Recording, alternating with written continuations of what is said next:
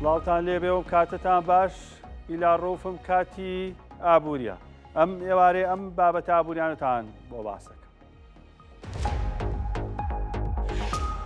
حکوومەتی هەرێم و بەغداد لەسەر چارەسەری یاسایی بۆ کێشەی موچە ڕێککەوتون گفتوگەکانیش بۆ هەناردەکردنەوەی نەوتی هەرێم بەردەوام دەبن و هەولێر پێشنیاری نوێی کردووە. خەڵک هەیە پارەی پێ نییە بێت بەشە خۆراکی وەربگرێت. ئەمە قسەی بریکارێکە و دەڵێت بەهۆی خراپی دۆخی دارایی هاوڵاتیان پەنا بۆ وەرگرتنی بەشە خۆراکی مانگانە ئەبنەوە. لەژێر کاریگەری جەنگی 12 ڕۆژە بۆرسەی تاران بەردەوامە لە دابەزین. لە 5 ڕۆژی ڕابردوو پشکی کۆمپانیا و دامەزراوە دارایەکانی نێو بۆرسەی تاران دابەزینی زۆر بەخۆبی.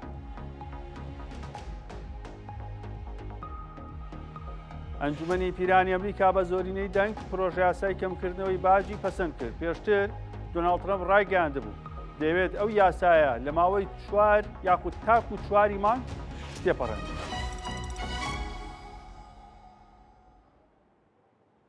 دووبارە سڵاو. لە بابەتی موچەوە دەست پێکەم باس و خواسی هاتوو نەهاتی موچە زۆرە و سەعات بە سەعات ڕۆژ بە ڕۆژ فەرمانبەران و موچەخۆرانی هەرێمی کوردستان ناومێدترە بن. بەڵام هەواڵ و زانیاری نوێ هەیە کە حکوومەتی هەرێم و بەغداد لەسەر ئەوەی کە بە بابەتی یاسایی چارەسەری کێشەی موچە بکەن ڕێکەوتون. لەسەر بنەمای یاسایی بڕیار لە ناردن یانە ناردنی موچە دەدرێت. بە پێی زانیاریەکان موچە بەدەل لە ڕێکەوتن لەسەر پرسی نەوت بڕیاری لەبارەوە دەدرێت گفتووەکانی کێشەی نەوتیش لەگەڵیا بەردەوام بێت. سەرۆک وەزیرانی عێراق داوای کردووە حکوومەتی هەرێم هەوڵ بدات دادگای فیدراڵی ئەو بابەتە چارەسەر بکات وەکو حکوومەتی فیدراڵ پابەندە بن پێوەی و موچە بۆ هەرێمی کوردستانە نێرن. هەندێ زانیاری نوێی تریش هەیە کە پاشکەمێکی تر لەسەر موچە و هاتنی پێتانەوە.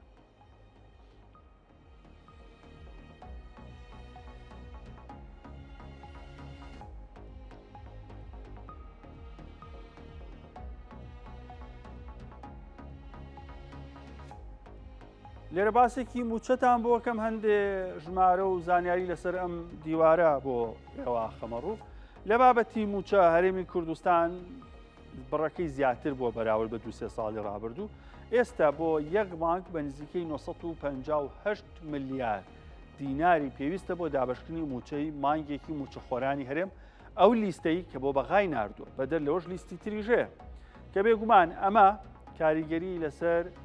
داهاتی ناوخۆی هەرێمی کوردستانیژەیە کە نەتوانێت بەو داهاتە موچە دابینکا مانگانە داهاتی نانەوتی ئەوەی کە حکوومەت بڵاوێکاتەوە. ئەزام لە دڵ تامەڵی وەڵی داهات زۆرە بەس ئەوەی کە حکوومەت ژمارەکانمان پێڵێ ناتوانێت بگاتە 958 ملیار دینار بۆیە پێویستی بە بەغایە پارەی بۆ بنێرێ و ئەمیش دابەشیکە. حکوومەت جگە لە 958 ملیار بۆ موچە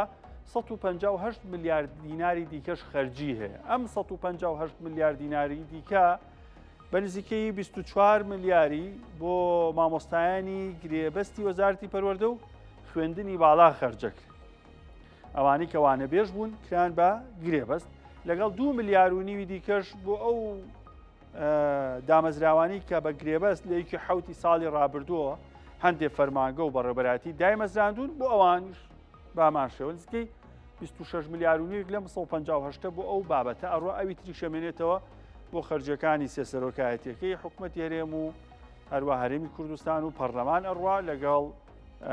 هەندێ لە وەزارەتەکان و پاشان خەرجی ئیتر ئەوەی کۆکردنەوەی خۆڵ و خاشاک و سژن و نەخۆشخانە و ئەمانە کە خەرجی بەردەوامن. ئەی داهاتی نانەوتی هەرێمی کوردستان چەنە ئەوەی کە باسەکە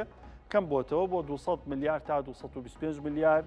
داهاتی هەرێمی کوردستان زۆر کەمی کردو بە پێی و داتهانی کە حکوومەت خۆی بە فەرمی ئەیناسێنێ چ لە سایتی شەفافێتی سلێمانیەوە بێ تا کۆگاتە ئەو داهاتانی کە وەزارەتی دارایی جاروبار خۆی لەبارەوە قسەی لەسەرەکە. هەرچی سەبارەت بە بابەتی ترە هەرێم و بەغداد لەسەرەوە ڕێکەوتون کێشەی موچە نەناردنی موچە کە وەزارەتی دارایی عێراق گوتبوو ئیتر پارە نانێری پشتان تەواو بووە بە بابەتی یاسایی چارەسەریکەن واتە بڕیارێکی یاسایی دەرچێت بۆی چارەسەری کێشەکە بکە کە هیچ چاویان لە دەستی دادگای فیدراڵیە. سەرۆک وەزیرانی عێراق وتوێتی کە ئەوان دادگای فیدراڵی هەچ بڕیارێ بە پابەندن بن پێوەی وەک سەرۆزیران ئامادەی ئیمزا لەسەر نردنی موچەکە هەروەها شتی نوێژ هەیە بۆ نمونە ئەم بابەتی موچەیە زۆر نەبەستاوەتەوە بابەتی دانوستانەکانی نەوتەوە دوو کێشەی گەورەن لە نێوان هەردوو لایەن هەرچەندە لە یاسای بودجێ هەردووکیان بەڕوونی باسیاون و بڕیاری دادگای فیدرالیش هەیە لەسەری بەڵام وتەبێژی حکوومەتی هەرێم ڕایگەاندوو ئەمڕۆ کە حکوومەتی هەرێم 50,000 بەرمیل نەوت وەکو نیەت پاکی ئەنێرێت یاخود ڕادستی عێراقیەکە و دڵنیاش بن حکوومەتی عێراقیش وەکو نیەت پاکی موچەی مانگی 5 ئەنێرێت بۆ مانگەکانی دواتر چی ڕوە کە من پێشتی ژوتومە تاکو و کاتی هەڵبژاردن 11 ئەگەری هەیە ئیتر موچە باش بێ 4 مانگێک 5 مانگێک موچە لە کاتی خۆیان بێت و بدرێ بەڵام دوای هەڵبژاردن و ئەم چەند مانگەشی ئاوا ڕۆژت زۆر بەتەمای نەبین دەبڵ و سێ موچە ئەوانە بەسەرێکەوە وەربگیرێ و تاکو هەڵبژاردن دۆخەکە تۆزێک ئاساییە بێتەوە بۆیە پێشتیش باسم کرد دو هەفتە لەمەوبەر وتم ترواز لەوە بێن هەواڵی موچە هاتوو نەهات هەتاکەی یەکی حەوت بۆ 15 حەوت ئەوە ئەمڕۆ دوی حەوتەوەدانە ئیتر لە 5 و 6 حەوتەوە باشتر ئاگامان لە زانیاریەکانە بێت ئەگەری نردنی پارە لە بەغداوە هەیە و تا 15 حەوت بە دڵنیایی دەست بە دابەشکردنی موچاکرێ لە دڵیش تامەکسەکە سیرمەکەڵی ئەوە خۆ دوو مانگۆربان نەگرت و دوورخستەوە 15 ئەیتر خۆ باردۆخکە وای و ئەو دوو حکومەتە نواکەن ئێمە هەڵسەنگاندەکان لەسەر بابەتی واقعیش ئەنجامین و ڕاستیەکان باسی هەر بابەتی ترتان بۆکەم پەیوەستە بەم ململانەی نێوان هەرێم و بەغداد کە ئەویش نەوتی هەرێمە کە ئەزام هەر کەسێک باسی نەوتی هەرێمەکەی چ خۆشێکی وای لێ نەبینیوە بەتایبەت موچە خۆر و خەڵکی ئاسایی لە خۆ بە شتێکی خراپێزانێ هەرچەندە بوونی سامانی سروشتی و کەرەستەی خاو ڕۆڵێکی گرنگی هەیە چەند ڕۆژێکە هەردوو حکوومەتی هەرێم و فیدرال لە گفتوگوی چڕوپڕان بۆ ڕێکەوتن لەسەر کێشەی هەناردەی نەوتی هەرێمی کوردستان دوای گەڕانەوەی وەفدی هەرێمیش لە بەغداد بۆ هەولێر زانیاریکی ورد و ڕاست و دروست بوونی نییە لەبارەی ئەگەری ڕێکەوتن یا ڕێک نەکەوتن بەرپرسانی باڵای حکوومەتی هەرێم بە گەشتبینیەوە لەبارەی گفتوگۆکان قساکەن ئەمە سەر ڕای جێگیرکردنی هەناردەی نەوتی هەرێم لە بودجەی 3 ساڵی عێراق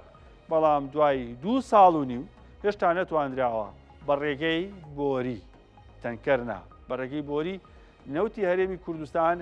هەناردە بکرێت و هەمواری یاسای بوجەش نەیتوانی کێشەکان چارەسەر بکەن ئێستا لە گفتوگۆی بەردەوامان تا بگەنە ئەنجامێک لەبارەی کەرتی نەوتی هەرێمی کوردستان و هەناردەکردن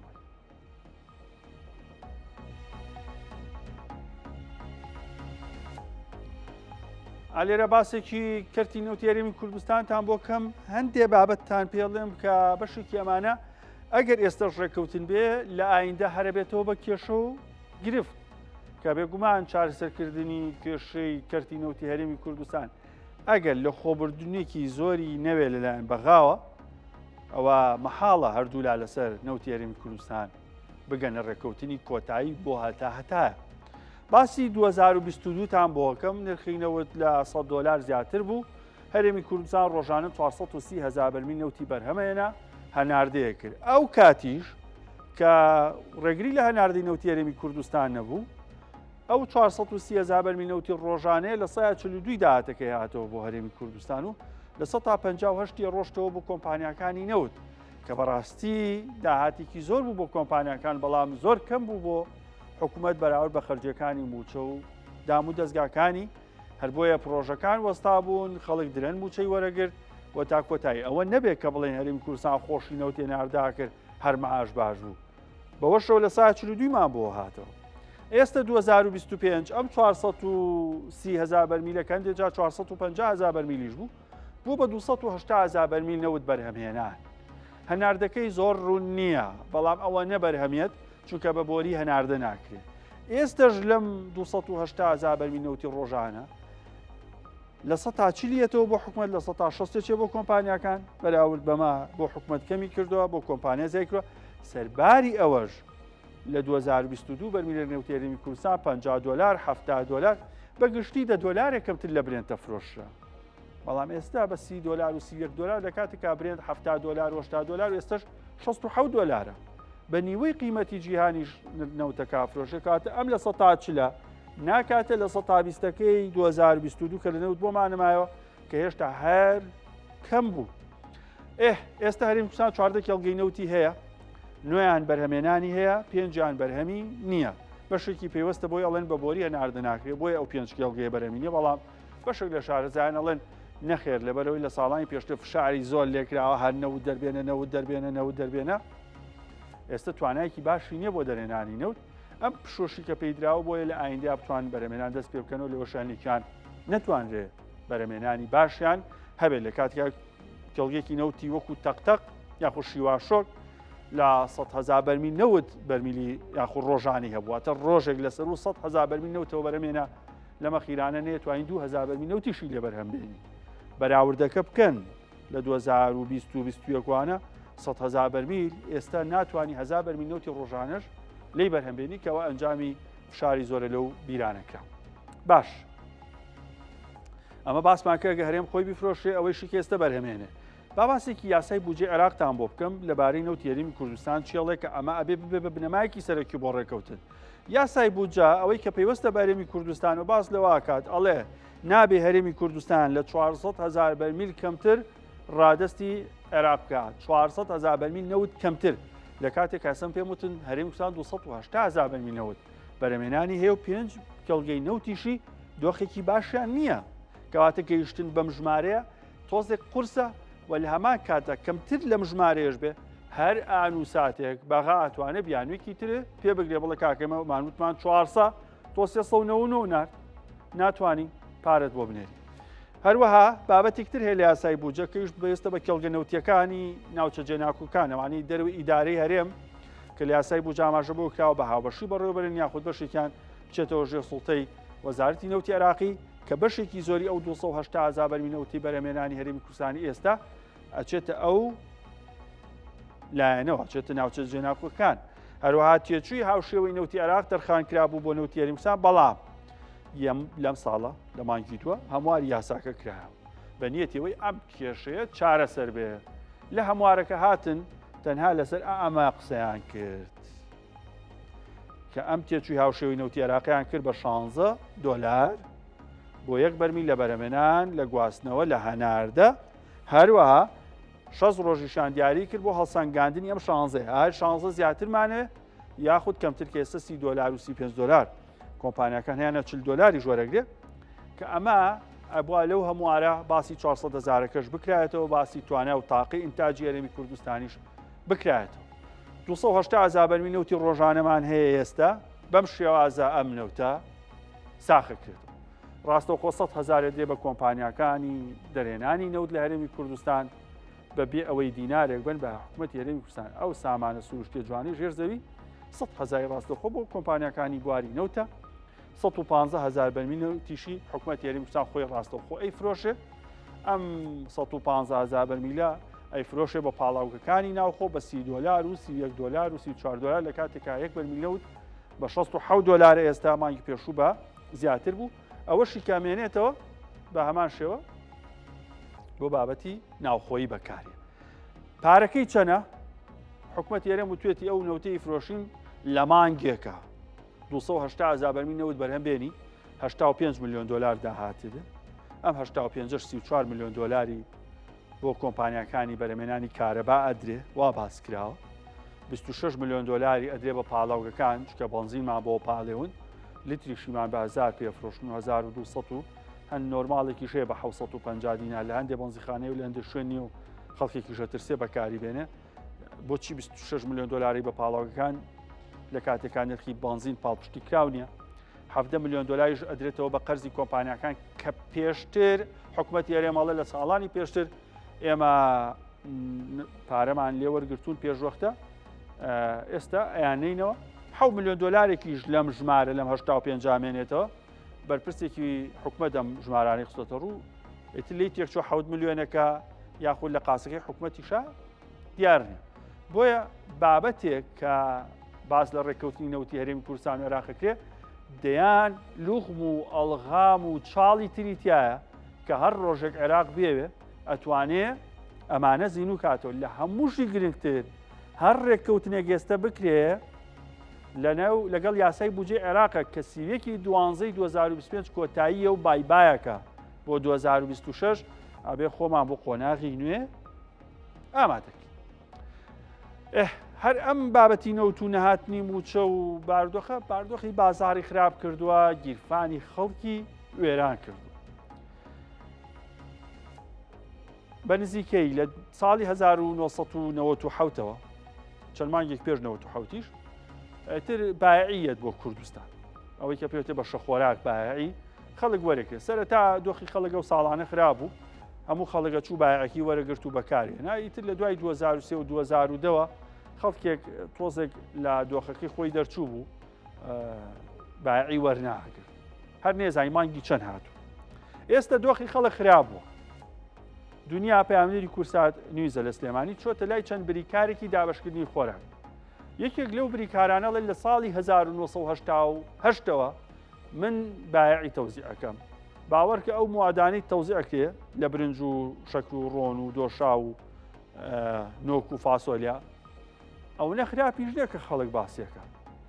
دنیا هەر لەو بریکاری خۆراکە چاپێکەوتنی لەگەڵ ژنێکی شا کردووە کە لە چکێکی ڕەشی کۆشی و ژنێکی خانومانە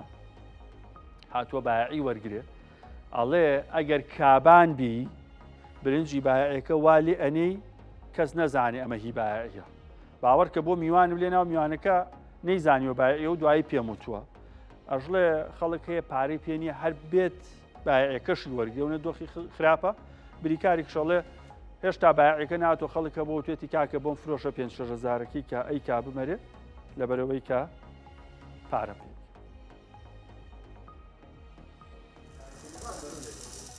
نۆک و برنج و دۆشاو ئەمانە و چەندانی تر ئەو مادە خۆراکیانن کە لە بەشە خۆراکی مانگی 5 و سێمین سەبەتەی خۆراک لەم ساڵدا بەسەر هاوڵاتیاندا دابەش دەکرێت. نزیکەی 40 ساڵە بریکاری بەشە خۆراکی زیاتر لە 1000 خێزانە بۆی خراپی گوزەرانی هاوڵاتیانەوە هەستی بەوە کردووە کە بەراورد بەڕابردوو ئێستا هاوڵاتیان زیاتر گرنگی بە بەشە خۆراکەکەیان دەدەن و پێویستی خۆیانی پێپڕ دەکەنەوە. ماوەی بە بنەی بێموچەی و ئەم وەسعەوە فەرقی کردووە باڵێ خەڵک زیاتر ئیحتیمام بە بایعە. ئیجاگە بچینە سەربارێکی تریش بڕاو بێ من لە شاش و خەریکی بایم شتی بایعی وانە کە خەڵک باسێکە زۆر چاکە. ماڵم لایە 4 نەفەرە 3 نەفەرە ئاردەکەم بۆ ناتوە بڵین تەوسیعات دەستی پێ کرد و ئاردەکەی بای 500 بای 600 و پێشەوەی تەوسیعاتەکە بگاتە لای من هاتووەڵێ ئاردەکەم ناوێ پارەکەی بەرێ. ئەمە تەسیریەی ئەوەیە ئەگەر کابرا ناڕەحەت نەبێ و یعنی نایە بۆ 600 بۆ 500 پەیوەندی بەوەیە بەڵێ. بەگشتی هاوڵاتیان پێیان وایە ئەوەی بارودۆخی باش نەبێت و توانای کڕینی پێداویستیەکانی نەبێت لەم دۆخەدا کە موچە نزیکەی 2 مانگە دابەش نەکراوە بەشە خۆراکی مانگانە هاوکاریان دەبێت لە دۆخی سەختی داراییدا.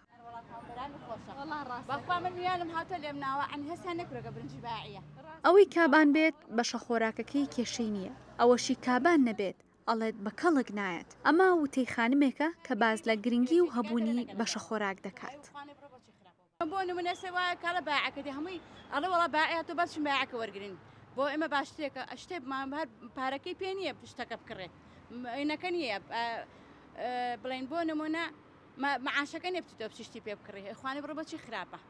ئەوی کە خێزاندار بێ خوانێ بڕێ بەشی ئەکات بۆ خۆی قەنەعەتی پێەکە بە شتەکە بەڵای هەمووی خوانێ بڕێ خراپ نییە مەڕبەڵای خۆی کەبان و بێ هیچی خراپ نیە خوانێ بڕێ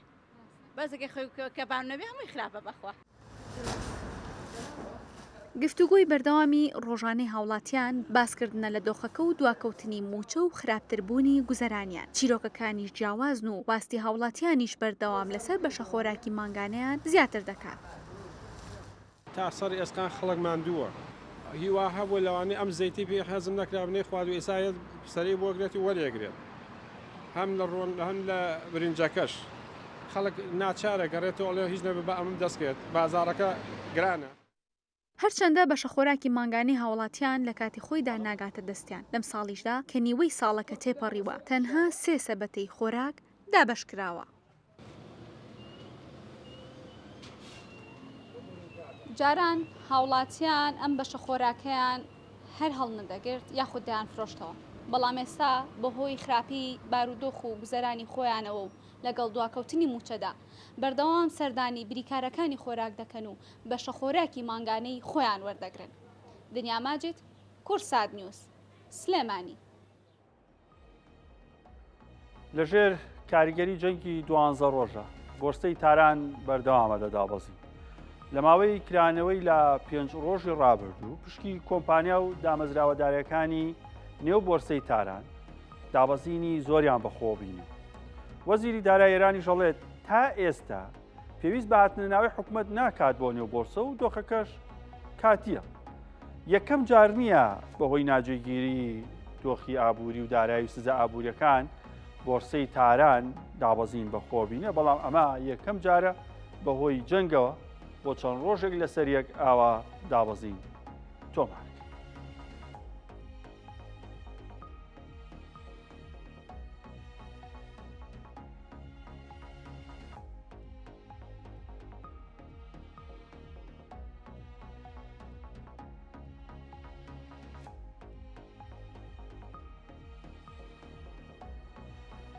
لێرە باسێکی بۆرسەی تارانتان بۆ کەم بێگومان بۆرسە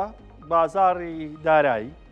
پێنوێنێکی گرنگە بۆ سەنگاندنی بارودۆخی ئابووری ئەو وڵاتە و تەنانەت ڕەهەندە ئابوووریەکان و هەروەها ئایندەی دۆخی ئابووری و بازاڕی ئەو وڵاتە چونکە بەشێکی زۆری کارگە و دامەزراوە دارایی و خزمەت گوزاریەکانی ئەو وڵاتە لە نێو بۆرسە بوونیان هەیە هەر دابەزینێک مانای وایە ئەم کارگە و دامەزراوە دارایانە دۆخیان باش نییە هەر بەرزبوونەوەیەک مانای وایە دۆخیان باشە ئەمە لە دۆخێکی هەڵسەنگاندنی هۆکارەکانیش بە هەمان شێوە پێویستی بەوەکە لەبارەوە بڕیار بێت بێگومان 12 ڕۆژ هێرشی ئیسرائیل و ئەمریکا بوو بە سەرێران و پێچەوانەشەوە هەر لە ڕۆژی هەینی کە دەست کرا بە هێرشەکان ڕۆژی شەممە ئەبوا بۆرسە بکرایەتەوە بەڵام حکوومەتی ئێران بڕیاریە کە بۆرسەی تاران داخات چونکە ئیزانیەگە کراوە بواە تووشی شۆکە بوون داڕمانی بەخۆبی 5 ڕۆژە بۆرسەی تاران کراوەتەوە دوای ئاگربەست بە کوی گشتی لەو 5 ڕۆژەیە لە 100 تا 13 دابەزینی تۆمار کرد لە 100 تا 13 ڕێژەیەکی کەم نییە هەرچەندە پێشبینەکە لەوە زیاتر بێ بەڵام هێشتا بەشێکی زۆری خستنەڕووی پشەکان لە بۆرسەیە ڕووی نایەوە 15 ڕۆژ حکوومەت ئێران بۆرسەی داخست داخستنی 15 ڕۆژی دەوامی کارکردنی بۆرسە زیانێکی گەورەیە بە پێنوێنەکان هەروەها بە بازاڕی دارایی ئەو وڵاتش بەڵام سەرڕایەوەی لەم 5 ڕۆژای لە 100 تا 13 دابەزیوە ئەگەر بۆرسەی تاران ئێستا بەراوردین بە ساڵی پێشوو هێشتا لە 100 تا 30 بەرزبوونەوەی بەخۆی بینەوە بەڵام ئەمە دڵخۆشکەر نییە چونکە هەڵاسان لە وڵاتە لەسەر و لە 100 تا 30ەوەیە و هەروەها بەهای تمەنی ئێرانیش بەراورد بە ساڵ لە پێش ئێستا بەرزبوونەوەی دابەزینی بەخۆبینەوە بەشێکی پەیوەستە بە ئەو گۆڕانکاریانی کە لە بازاری تراوی ئێرانی شاڕوویاوە بۆیە بەرزبوونەوەیکی واقعی نییە ئێمە بڵین گەشەکردنێکی باشی بەخۆبینەوە یەکانگیر بێ لەگەڵ دۆخی ئابووری و هەڵاوسانی وڵاتە 5 ساڵە بۆرسەی تاران دۆخێکی تەواو ناجێگیر و خراپیە لە 3 ساڵی ڕابردوو بەهۆی تەدەخلکردنی حکوومەت لە بۆرسەیە وای کرد چەندین کەس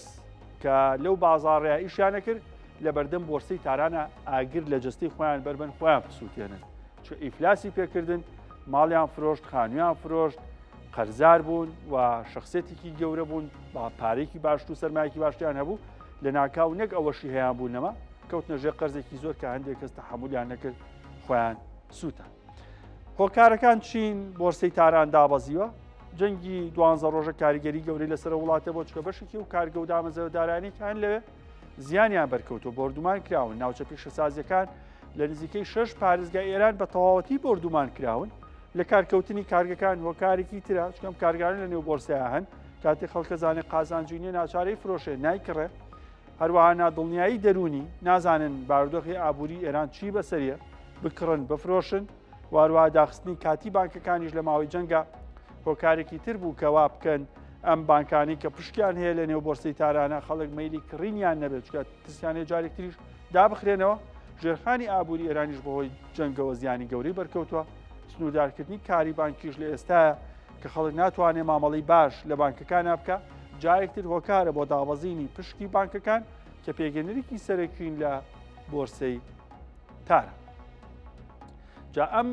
دابەزینە ئەگەری هەیە بۆ ئایندەش بەردەوام بێ و ئەمە کاریگەری لەسەر بارودۆخی هاوڵاتیانی ئێران لەسەر تمەنی ئێرانی هەتاکو کۆتاییش دروست بکە باسێکی دراوەکانتان بۆکەم بەهای دراوەکان لە بازارەکانی هەرێمی کوردستان بەهای دینار بەرامبەر بە دۆلار ئەمڕۆ کەمێک جێگیر بوو بەرز و نزمێکی زۆر کەمی بە خۆبینی هەر 100 دۆلارێک 100 دینار بەرزە بوو 100 دینار دابەزی بەڵام تمەن ئێرانی بەراورد بە دوێنێ بە 4 ساعتی ڕابرد و کەمێک بەرزبوونەوەی بە خۆبینی ڕۆژی ڕابرد و 100 دۆلارێک 9 میلیۆن و 300 هزار تمەن بوو ئەمڕۆ 9 میلیۆن و 100 هزار تمەن بوو و لیرەی سووری دابەزینی بە خۆبینەوە لیرەی تورکی تا ئەستێکی ئەویش بەرزبوونێکی کەمی بەخۆ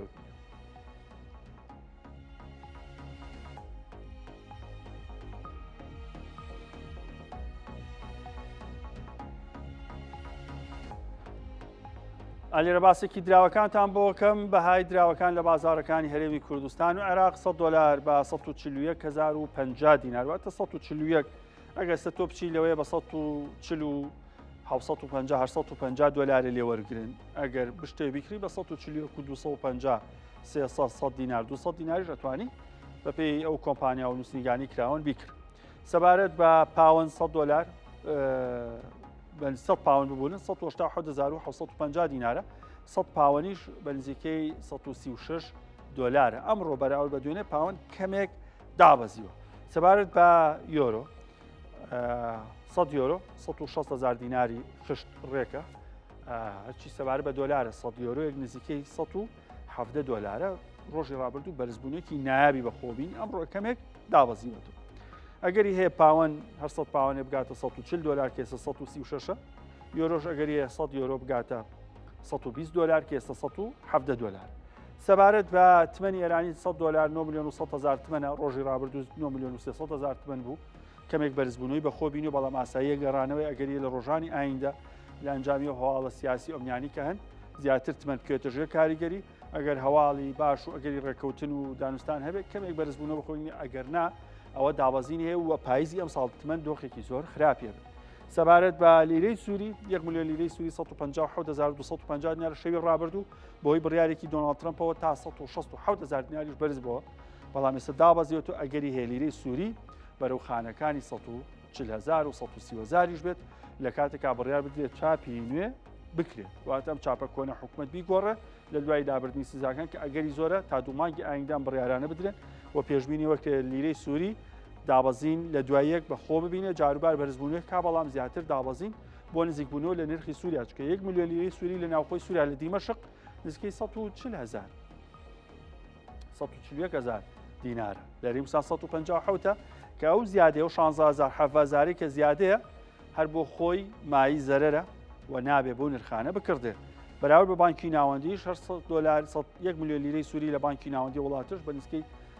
124,000 دینار 25,000 دینارێکە ئەبێ ئەم نرخانە بگەڕێتەوە بۆ ئاستی بانکی ناوەندی چکە بە و بە فەرمیە ئەگۆڕێ سەبارەت بە لیرەی تورکیش 100 لیرە 3550 دینار بە دۆلاریش 100 دلار نزیکەی 3,970 لیرەت بۆ ئەکا لە ئەستەمبول ئەگەر 3,000 یاخود 4,000ش بۆ نەکە سەبارەت بە ئاڵتون ئەمڕۆ کەمێک پاشخشی بە خۆبینی یەک ئۆنسە زێر 3,344 دلار تا 3,330 دلاریش دابەزینی بە خۆبینی 1 کیلۆگرام زێر 1,543 دلار یەک لیرەی زێر ئەوەی کە دووبەیە 7.2 گرام ئایارە 22 بە 709 دلارە لە نزیک 700 بۆ 750 دلار بە جیازی کردن و فرۆشتن مامەڵی پێکرێت مسقال زێر ئایارە 21 بە نزیکەی 662,000 دینار هەرچی سەبارەت بە ئۆنسەی زیوە چەند ڕۆژی ڕابردوو لە کاتی شەڕی ئێران و ئیسرائیلە بەرزبوونێکی باشی بە خۆبینی ئۆنسەی گەیشتە سەر 37 دلار ئێستا 36 دلار و 26 سنتە ئەم نرخەی زیو ئەگەری هەیە تا کۆتای ئەم ساڵ ئەم 36 و 26 بە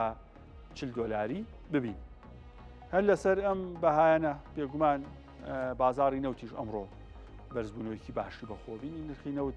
گەیشتە 67 دلار کە تا ئاستێک نرخێکی بەرزە بەراورد بە 24 ساعتی ڕابردوو یەک بەلمی نەوتی برێن 67 دلار و 72 سنت هەرچی نەوتی تەکساسە بە 66 دلار مامەڵی پێکرێت غازی سروشتیش هەمان شێوە 3 دلار و 45 سنت مامەڵی پێوەکە ئەمانە باید دراوەکان بوو لەسەر ئاستی جیهان و هەرێمی کوردستان شێروان خدر پەیامنەری کورسان نیوز لە دۆک لەگەڵ سەرۆکی سندیکای بازاری ئاڵوگۆڕی دراو لەوێ قسەی کردووە خۆتان زانستا خەڵکی زۆر سەردانی تورکیاکە لیرەی تورکیش لە دابەزینە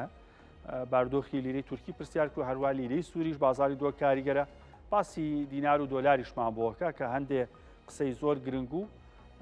ئاماژەی ڕوونی تایە کە لە ئایندەیە دیناری عێراقی بەرامبەر بە دۆلار چی بەسەریە و لیرەی تورکی و سووریش بەرامبەر بە دۆلار و دینار چیان بەسەریە. سڵاف ئەم نهۆل بازارێ پارەگۆڕانێ دهۆکێ ئەمزانی جارێ بەهای دیناری عێراقی بەرامبەر لێرەی تورکی و لێرەی سووری شاچ گوشبەرک و دهۆک کەفتە سنوورێ هەردوو وڵاتێن تورکیاژی و سووریەژی ئەمزانین بەهای دیناری عێراقی بەرامبەر لێرێ تورکی و لێرە سووری شا نهۆت گەلمەدا سەرۆکە سندیکا پارەگۆڕێن دهۆکێ مامۆستا ڕەمەدان سلێمانێت گەلمەدا مامۆستا دەم باش مامۆستا لێرێ سەردەریکردە لەگەڵ لێرێ تورکی و لێرە سووری چاوایە جاوێ جهێ خۆشحالیە پشتی لیرە سووری و پشتی لیرە تورکی گەلێک شکستی خەلکێمە وی بازاری ئەو تجارەتە بەری نۆکە هەردوو پارەت هاتەکردن نایتەکردن ئەو تجارەتە پێتێتگەن بەس بۆ هەندیە بۆ چۆن و هاتنەکە کێم بتن چەند وەرەقەیەکە مەسەلەن بۆ تایبەتی بۆ تورکیا ینی وەرەقێکی دووەرەقا بەس بۆ ڕێکێکێتکن چونکی بەردەوام بەرەو شکستنیە یعنی تعامل گەلێک باش بتگەل بەری نۆکە ینی بەری چەند ساڵێکە تعامل ینی تقریبان ئەوژ بازارێ دوێل دهۆکێ تایبەت لیرە تورکی بی لیرە سووری ئەو ژکەبی بەس گەلەکێن بەس پشتی ئەف شکستنا بەردەوام خەلکێکی ئەو کڕین و فرودناوی پارەی هێلا هەبوونا ئاوەرێن ئەنکو پەنابەرێن سووری یعنی ڕۆژاوای کوردستان هێرا و نەکرێ و بچەکە بازارێ لێرێ سووری بتر بلێت وەکی دژی چۆنا گەشتیارە هەنا گەشتیارە بۆ وڵاتی تورکیا کارتێکردن لە بینە بازاری ناکە لێری نانە کارتێکردنی ناکە چونکی وەکی مگوتی کڕین و فرۆنا خەلکی بەهرەبترێ دۆلاریە لێرێژک بۆ خۆ دۆلاری هەر لەگەڵ خۆت بن لێرێ دۆلاریە ینی تشتێکی کێم باهای وەرەقێکی دوازێدەتر کەسچێ ناکەن چونکی باهای بەردەوام شکستیە بێگابێت تقریبان چونەمادێ لیرە تورکی خەل 4000 دەتن 4000 گەلەکە ڕۆژانەی شتێتن لیرە سووریژک ئەڤ چەندەکە 106 میلیۆناوی 106 هزارێ مەیە 157 زیاتر نینە ئەگەرنەوە بێژی درستی عنی دیناری عێراقی بەرامبەر لێرێ سووری چەندە و دیناری عێراقی بەرامبەر لێرێ تورکی چەندە لیرە تورکی هەر 100 لیرە 3500 حتا 3600 دینارایە لیرە سووریژک هەر میلیۆناوی 156 نابینە 155 و 106 هزارێ مەیە یعنی پێشبینی ناکەن ئەگەر ئەلوگۆ هەندێک گۆڕنکاری سیاسی چێ بن جارێکە دیڤەلڤی بکەفتە بازار یان جارێکی بەرامبەر دینار عێراقی جیاوازیەک چێ بێت باوەرکە دەمینتل سەر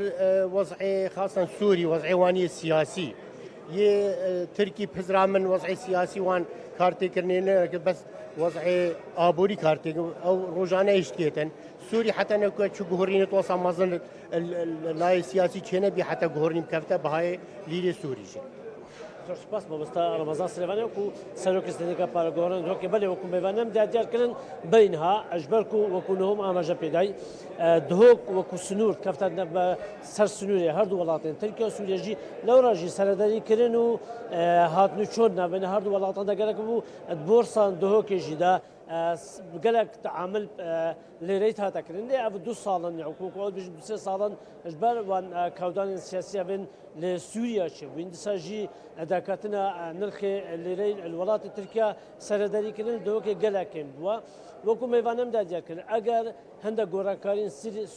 سیاسی لە وڵاتی سووریا چێ بن دەبێت جارێکە دیڤەلڤینە لێرێ سووری بکەفتە نەوە بازاریدا لێژبەرک و لێرێ تورکی گەلەدا کەفتە نا ئەو گەشتیاری چن یەتێژی پتر تعاملێ دۆلاری بکەن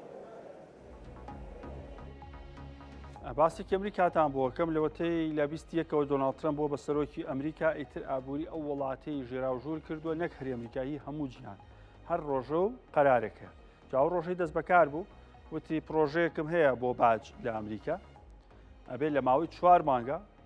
کە بووم بە سەرۆک ئەم پرۆژەیە پەسەند بکرێت ئیلاقەم نییە ئیتر کۆنگرێس و ئەنجومەنی پیران کەی کۆبنەوە چی ناکرد لە ماوەی 4 مانگامێ ئەم بابەتە پەسەند کرد ئەنجومەنی پیرانی ئەمریکا بە زۆرینەی دەنگ پرۆژیاسای کەمکردنەوەی باجی پەسەند کرد ئەمەش دوای ئەوە هات کە ڕۆژی ڕابردوو دۆناڵد ترەمپ ڕایگەیاند بوو ئەوێت ئەو یاسایە تێپەڕێند ئیلۆن ماسک دەوڵەمەندترین پیاوی جیهان دۆستی پێشووی ترەمپ و دوژمنی ئێستای دوای وەزێنانی لە کارەکەی لە کۆشکی سپی ڕخنەی توندی لە پرۆژە یاساکەی ترەمپ کرد وتی ئەم پرۆژەیە زیانی گەورە بە ئابووری ئەمریکاکێنن ملیۆنان هەلی کار لە ناوە بات خەڵک بە ئیشە بن قەرزی حکوومەتی ئەمریکاش با لەو لاوەبەسێک کە هەر زۆر زیاد لە ئێستادا قەرزەکانی سەر حکوومەتی ئەمریکا 37 تریلیۆن دۆلاری تێپەڕاندوە. ڕان پاوەڵ سیناتۆری ئەمریکیڵێت ئەو پرۆژەیە سەقفی قەرزەکانی حکوومەت 5 تریلیۆن دۆلاری دیکە لە ئایندەیە بەرزەکات.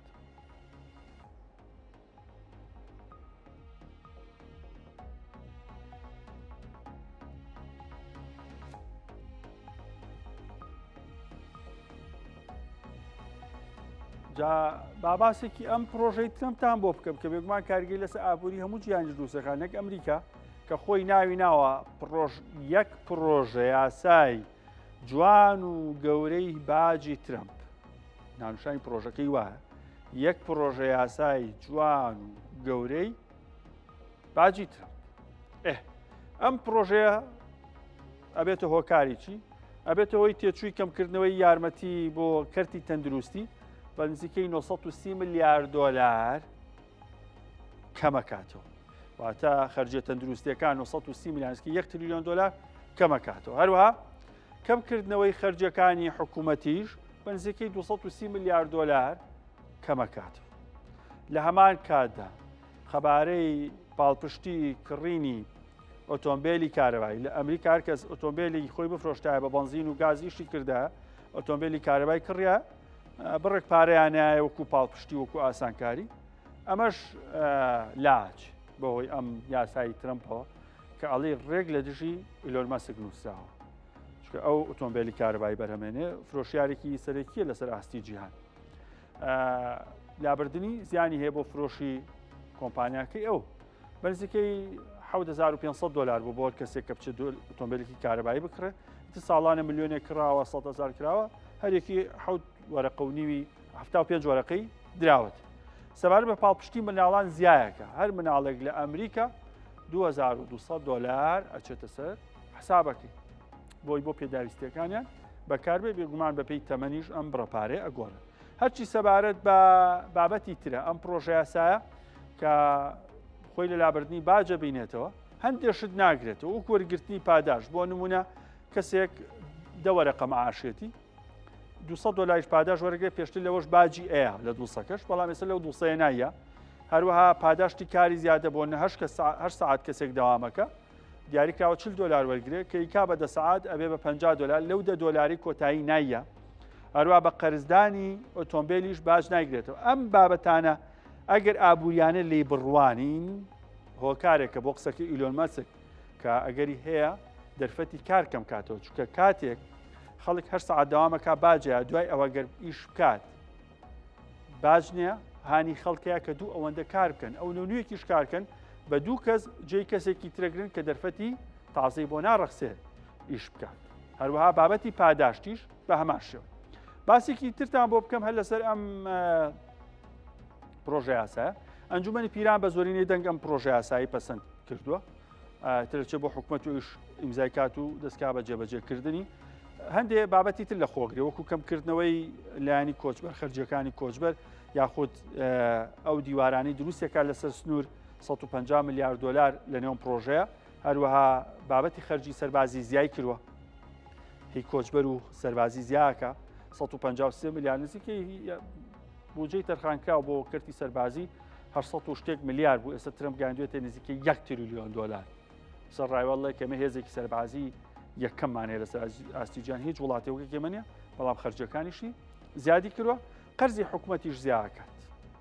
3.3 تریلیۆن دلار ئەگەریە قەرزی حکوومەت زیاکە بەمە چی ڕوئەیە دەرەنجامی پرۆژە یاساکە یاخود یاساکەی 2007 ئەم یاسایە لە 2007 بوونیە و بەڵام ئەم ساڵ ئەپدەیتێکی نوێ و بە قۆناغێکی نوێتر و بە پرۆژەیەکی جیاواز ئەنجومەنی پیران جێبەجێ کرد. کۆتایی ئەم ساڵ ئەوەی 2007 بەسەرچێوی تر ئەمە جێبەجێکرێ بەهۆی کەمکردنەوەی باجەوە کە ئێستا دەنگی لەسەر درراوە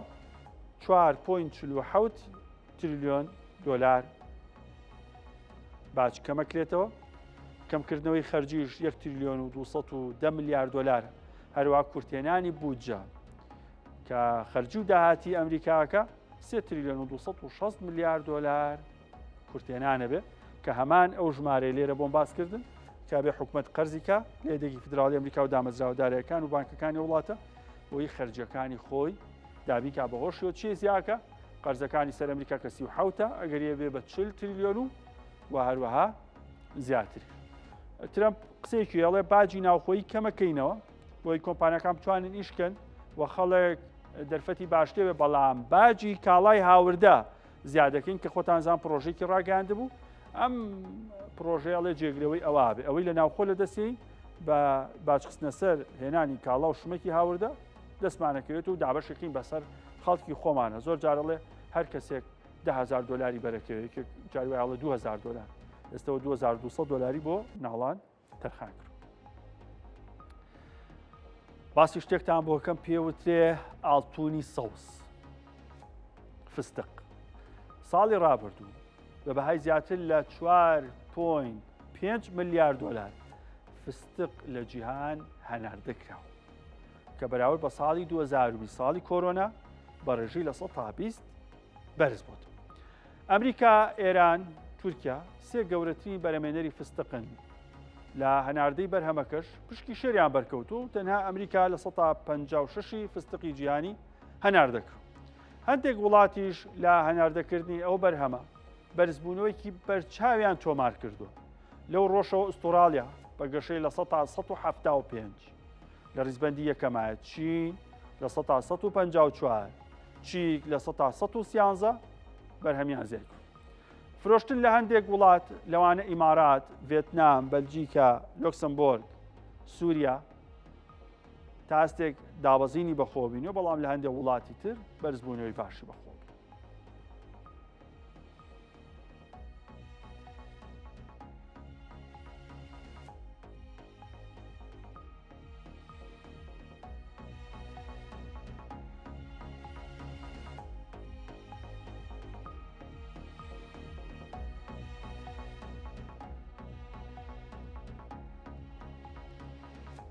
باسێکی ئاڵتۆنی سەوزتان بۆکەم ناوی خۆی بەخۆیەوەتی نرخێکی گرانی هەیە و بازارێکی باشی هەیە. بازاری ینی خواپیاوەکان ئیتر هەرەی بینن یەکسەر ئەیکڕن بە 2 کیلۆ 3 کیلۆ و نەک تەنها وەکو چەرز ئێستا پێگاتێکی سەرەکی شیرینیەکانیشە. فستق لە شیرینەکە بێ ئەگەر بە گوێزەوە کیلۆی 4,000 بێ لای خۆمە بە فستقەوە ئەبێ بە 8,000 و 10,000 هەر لەبەروی فستقی تیا ئیناخۆ برمەکەر بمێ و پاقلاوەکەر پاقلاوەیە و ئەیتر جۆرەکانی تری شێچە من زۆر شیرینی ناخۆم ناوی هەمووی باش نازان. باسێکتان بۆ بکەم بێگومان جارێ بازارەکەیتان پێ بڵم. فرۆشی فستق لە 160 59.6 بێت توێکڵەوەتە توێکڵەکەی لێکرێتەوە و ئەیتر بە هاڕایی بیاخود بە دەنکی بێ ئەفرۆشێ لە 140شی بە توێکڵەوە ئەفرۆش واتە بازارەکەی زۆرینی بێت توێکڵە فستقی بازار کە فرۆشی زیاتر بێت. بەرهەمێنەران لە 187.8 فستقی جیهان ئەم چەند وڵاتن هەرچەندە من گومانم لە تورکیاشەیە کە بەرهەمێنەرێکی باش بێت. تورکیا بەرهەمێنەرێکی باش نییە بەڵکو هاوردەی وڵاتێکەکە دوایی کاتە قوت و کاغەز و پێچانەوەی جوانی بۆکە و هەناردەیە کاتەوە هەروەکو چۆن لە بابەتی ئارد و ڕۆن و بابەتانە شاواکە. ئەمریکا لە ڕیزبەندی یەکەمایە، ئێران دوای ئەوە لەوەش ئەمریکا لێرانی بردوێتەوە، تورکیا، ئەڵمانیا، بەلجیکا ئەمانە بەرهەمێنەری باشن بەنزیکەی زۆرینەی فستقی جیهان ئەوان بەرهەمێنن. هەر لەسەر ئەم بابەتی فستقە بە هەندێشتی ترتان پێ بڵێم. ئەوانی کە هەناردەکاری سەرەکین ئەمریکا بای 2 ملیار و 500 ملیۆن دلار هەناردەی هەبووە نزیکەی لە 156 ئەو فستقەی هەناردەی بازارەکانی دەرەوەکراوە فستقی ئەمریکیە. هەرچی سەبارەت بە ئێرانە بای 667 ملیۆن دلارێکی هەناردەکردن نزیکەی لە 150 کیلۆ فستقی دەرەوە 15 هی ئێران. تورکیا 444 ملیۆن دلاری دەستکەوتووە لە 100 هەناردەکرۆ. پێشتیش وتم تورکیا بەرهەمێنەرێکی باش نییە بەڵام هەناردەکارێکی باشە. هەرچی سەبارەت بە ئەڵمانیا 183 ملیۆن دلاری دەستکەوتووە لە هەناردەکردنی فستق لە 104 جیهانەکە. هەناردەی جیهانی 2024 نزیکەی 4 ملیار و نیو بووە لە 108 بەرز بۆتەوە 2023 4 ملیار و 100 ملیۆن بووە کە بەراورد بە ساڵی پێشخۆی 2024 بازاری باش ڕۆگەری بۆ 25 تا هەستێک باش بێ ئەگەر بابەتی باجە گومرگەکانی ترمپ و هەندێک بارودۆخی تری جیهانی ڕێگەی یاد. هەر لەسەر بابەتی فستق با دوو سێ قسەی تر هەیە بۆتان بکەم. بەپێی کیشوەر قاڕەکانی جیهان زۆرترین قاڕە کە فستقی تا بەرهەم بێ ئەمریکا کە لە 156 فستقی جیهانی تا بەرهەم بێ هەروەها ئاسیا کە لە 131 و پاشان ئەوروپای لە 112.4 هەچی سەبارەت بە ئۆقیانوسە یاخود ئەوەی کیشوەرەکانی سەر ئۆقیانوسەکان بێ پێوەستە نزیکەی لە 0.4 و کیشوەری ئەفریقا جانبەستم ئەم ئۆقیانوسە باکوور و باشوور بێ ئەفریقاش لە 0.5 ناکاتە لە 100 ئەمریکای لاتینی شەر زۆر کەمە جا قسەیەکەیە ئەگە فستق ئەم بازارە باشی هەبێ و ئیمارات کڕیارێکی باش بێ و تورکیا بۆ وڵاتانی تری بنێرە ئێمە بۆ لە هەرێمی کوردستان خەڵک ئەم دارە جوانە ناچێنێ ئەم بەرهەمە جوانی دەست ناکێکم بە دواداچوون وکرە ئەکرێ بەرهەمێکی زۆر جوان و تایبەتیشمان هەبێ هاوردەی فستق لە 187 جیهان ئەم وڵاتانە هاوردەیەکەن زۆر حەزیان لە فستق لە پێش هەمیانەوە چین بای 869 میلیۆن دلار بەس فستقی هاوردەکووە و ئەڵمانیا بای 560 میلیۆن دلار و تیشمان هەناردەشێکە ئەو و هەروە ئیتالیا بای 389 میلیۆن دلار پێچە بۆ بابەتی خواردن و شیرینی ئەو دوو وڵاتە زۆر بەکاری بێنن هەرچی سەبار بە تورکیا 342 میلیۆن دلارمان بای 444 هێناردەکووە بۆیە من تورکیام وت کە بەرهەمێنەرێکی باش نییە بەڵکو هەناردەکارێکی باشە لە قاوەشا بە هەمان شێوەیە تورکیا هەناردەکارێکی باشە بە بێەوەی قاوەی هەبێ جۆرێکی قاوەشی ناوناوە خۆی بە بێەوەی بەرهەمی خۆی بێ ڤێتنامیش بای 294 نرخی 1 تۆنیش لە 2024 بای 6770 دلار بووە لە 170 دابەزیوە لە 2023 بای 7224 دلار واتە بەرامبەر بە ساڵی پێشخۆی دابەزیوە هاوردەی گیان بای 4 میلیارد و 560 میلیۆن دلار بووە میلیارد دلار بووە 4 میلیارد و 560 میلیۆن دلار لە 127 بەرز بووەتەوە لە 2023 بای 3580 میلیۆن دلار بووە لە کاتێکا نرخەکەشی لە 2024 دابەزیوە جا باشتر ئەوەیە جوتیاری خۆمان باخەوانی خۆمان زۆر گرنگی بە بابەتی فستق بە و بیڕوێنن بۆ ئەوەی کە بتوان قازانجێکی باشکەن بۆنە ئەیترەوە بازاری باشی لە تەنیشتایە لە بریەوەی هەندێک بەروبوومی جیاواز بچێنی فستق یەکێک بێ لە بژاردە سەرەکیەکان بۆ هیوایی کە ئابوووریەکی زۆر باشدانە.